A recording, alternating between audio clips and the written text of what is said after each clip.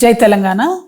తెలంగాణ జాగృతి మొదలుపెట్టినటువంటి మహిళా రిజర్వేషన్ పోరాటం తెలంగాణ ఆడబిడ్డలకే కాదు 50 మంది భారతదేశ మహిళలకు లాభం జరిగే విధంగా మనము వెలిగించినటువంటి దీపం 29 రాష్ట్రాలలో ఒక వెలుగును నింపి మహిళలకు మహిళా బిల్లును సాధించి పెట్టినటువంటి విషయం మీ అందరికి కూడా తెలిసిందే. చాలా మంది జాగృతి నాయకులు కార్యకర్తలు కూడా నాతో పాటు వచ్చి ఢిల్లీలో ఉండి దీక్ష చేసి అనేక రాష్ట్రాల్లో ఉన్నటువంటి మహిళా సంఘ నేతలతో కోఆర్డినేషన్ చేసుకొని దాదాపు 18 పైచిలకు పార్టీలతోని మనం మద్దతు కూడగట్టి వారితోని పార్లమెంట్లో మాట్లాడించి వారితోని సపరేట్గా 0 అవర్స్లో ప్రొటెస్ట్లు చేపించి రకరకాల కార్యక్రమాలతో ఒక రాజకీయపరమైనటువంటి ఒత్తిడిని సృష్టించి మహిళా బిల్లుని దేశంలో సాధించడంలో తెలంగాణ జాగృతి పాత్ర చరిత్ర అయినట్టు కూడా మర్చిపోలేనటువంటిది.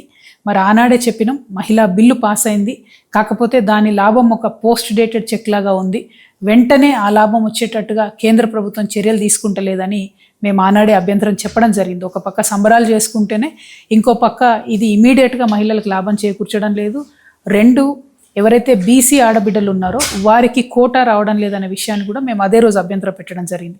అయినప్పటికీ కేంద్ర ప్రభుత్వం తనకున్నటువంటి బలంతో పార్లమెంట్లో డీలిమిటేషన్ను జనాభా లెక్కలను రెండింటిని మహిళా బిల్లుకి ముడిపెట్టి ఆనాడు బిల్ పాస్ చేసుకోవడం జరిగింది.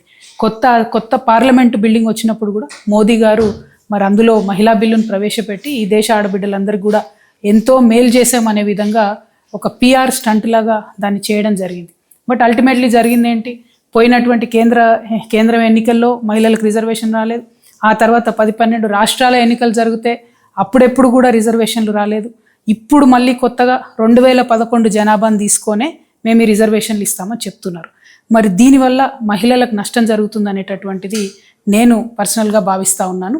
2027 జనాభా గణన జరిగేంత వరకు ఆ జనాభా గణనలో కూడా మీరేదైతే బీసీలను లెక్కిస్తామని చెప్పారో బీసీ కాలం పెట్టి లెక్క పెట్టిన తర్వాత మీరు మహిళా బిల్లుకు అప్లై చేసినట్టయితే బీసీ కోటా వస్తుంది, మహిళలకు కూడా ఎక్కువ సీట్లు వచ్చేటటువంటి అవకాశం ఉంటుంది.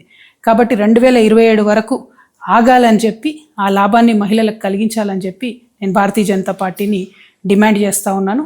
ఇది బీసీ బిడ్డలు, ముఖ్యంగా బీసీ ఆడబిడ్డలందరూ కూడా కదలాల్సినటువంటి తరుణం.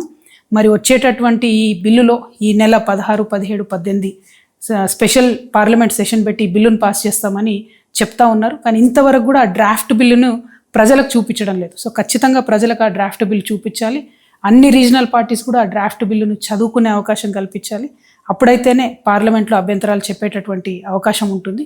కాకపోతే బీజేపీ ఎప్పుడు చేసినట్టుగానే మరి కంటిన్యూస్గా మోసపూరితమైనటువంటి వైఖరితో బిల్లు ప్రవేశపెట్టినటువంటి రోజు ఆ ఉదయం మాత్రమే బిల్లుని ఇస్తూ ఉన్నారు.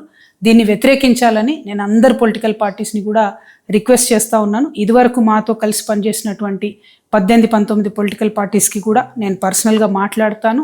ఈ బిల్లును వ్యతిరేకించాల్సిందిగా కూడా వారందరినీ కోరుతాను. మహిళలందరం కూడా మనం ఐక్యంగా ఉండాలి. మనకు సాధించుకున్నటువంటి హక్కులు అమలు చేసుకోవడానికి మరొక పోరాటానికి సిద్ధంగా ఉండాలి. Thank you. జై తెలంగాణ, జై జాగృతి.